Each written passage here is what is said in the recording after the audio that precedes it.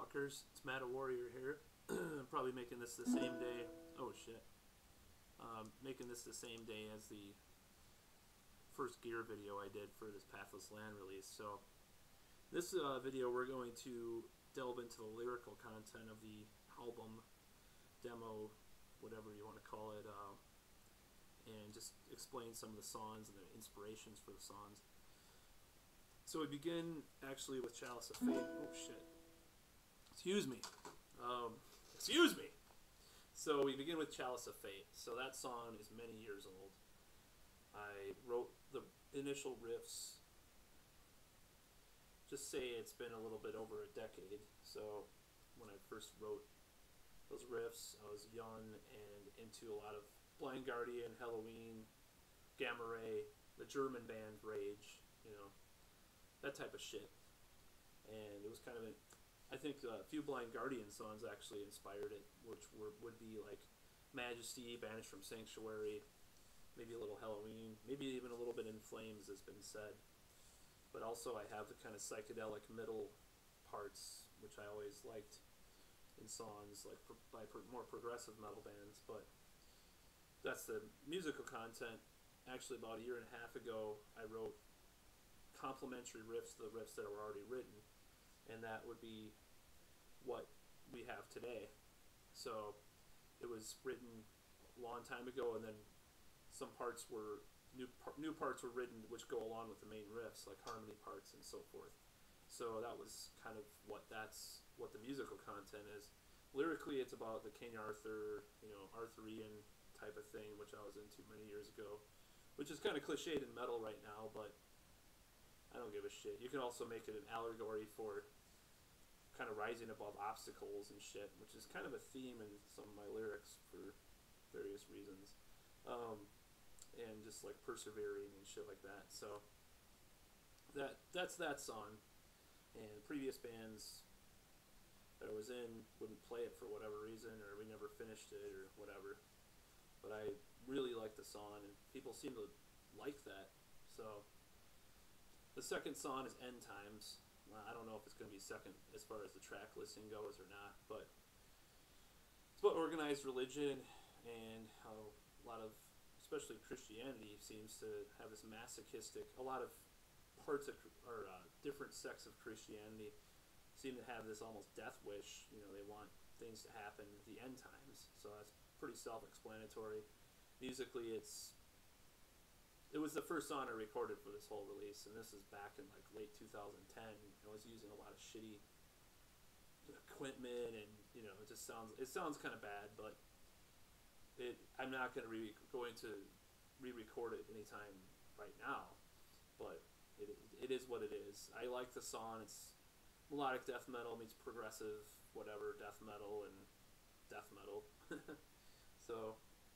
And that leads us to Summer Winds, which is a MIDI Warlord cover, and my friend in MIDI Warlord gave me permission to cover that.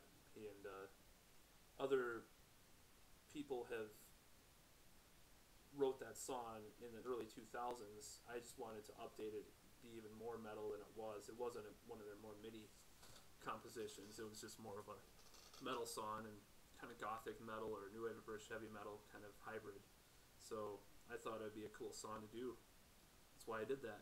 And it's about ghosts and, you know, spirits and shit. So I thought it would fit, you know, have a broad range of subjects. That's what I like to have. Like, I like Iron Maiden's style, where they talk about a lot of different stuff. So, and that's a good song. And Addicted to War, which is another death metal song. It's going to probably be. I'm still recording it right now, by the way.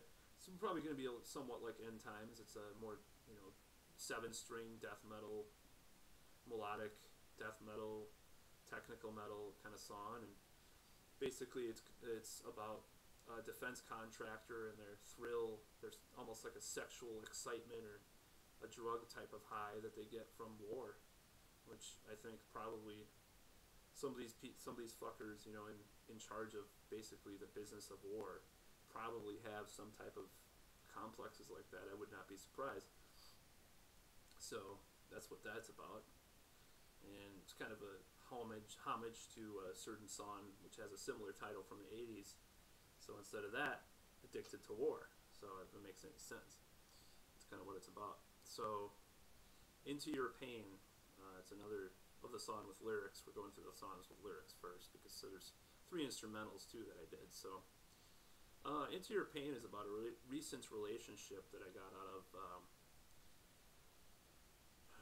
Basically, I don't know. I think that sometimes if people are in relationships and sometimes it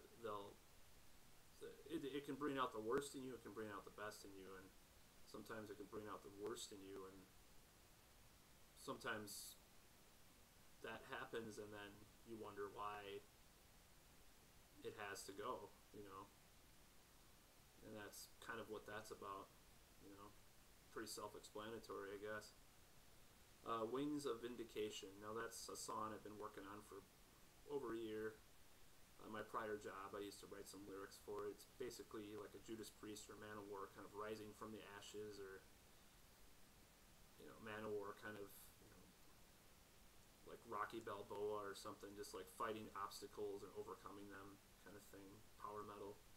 Wanted to write another power metal song, so I decided to use those lyrics as a catalyst for that. And then we come to the instrumentals. I don't know if there'll be another lyric song, by the way. I'm not sure yet. Probably not, but because there's about 6 lyrical songs, and then there's 3 instrumentals on this release. Prometheus Arisen is the newest one, and that basically is based around the book by Robert Anton Wilson, Prometheus Rising. It's kind of a book you should check out if you're interested in like language or the occult or whatever. I just thought it would be a cool title. John Titor 2036. Well, if you want to Google that, it's this time traveler guy, or alleged time traveler dude that came around in the early 2000s, and he wrote on these message boards and shit. And I thought it would be a cool title, and kind of fits with like the spacey keyboards in the song. It's kind of more thrash. If you want to read his saga, you can go on the internet, and if the guy is real or purportedly real or whatever. TQJ is kind of more of a Pink Floyd kind of thing. Basically, that stands for the quantum jump. I was into this guy. I was talking about quantum jumping. I thought it'd be a cool title, but I just thought it was kind of corny, so I initialized it, and I just left it that way. I think it's better as an initial. Hopefully it doesn't sound too much like TMJ, or whatever the fuck that website is, DMZ or DMV or whatever the fuck, I don't know. I don't know, just, you know, these titles, so that kind of wraps it up. I have a broad range of lyrical ideas, you know. I talk about King Arthur breaking up with someone, you know, ghosts, fucking the end of the world, whatever, you know. So I like different types of lyrics and shit like that. So that kind of wraps it up. I'll probably do a little video about explaining some of the lyrics I've written for MIDI Warlord, because I feel like those are a little bit controversial, a little bit. Needs a little bit of explanation, I guess, just so whatever, and people think that, I don't know, not that I give a shit about what people think, but as obviously I can actually, like, I'm not a pervert, but, you know, I like to write some perverted lyrics once in a while, satire. Oh shit. Anyways, that wraps it up. Oh my god, it's 9 minutes. I'm gonna go to the gym, and I'm gonna fucking probably come back to doing more videos about Pathless Land and some other stuff. I'm decided to make it all out channel. When I initially did this channel, I was just like thinking about just releasing music on it, but I said fuck it, I'm gonna do more videos, and some of them will be about videos about music. Of course, Frank Zappa once said, well, kind of similar to this, writing about music is like farting about architecture, but whatever. Rest in peace, Frank. And Ricky Rackman used to say, keep one foot in the gutter and one foot in the coal. See you later. Bye.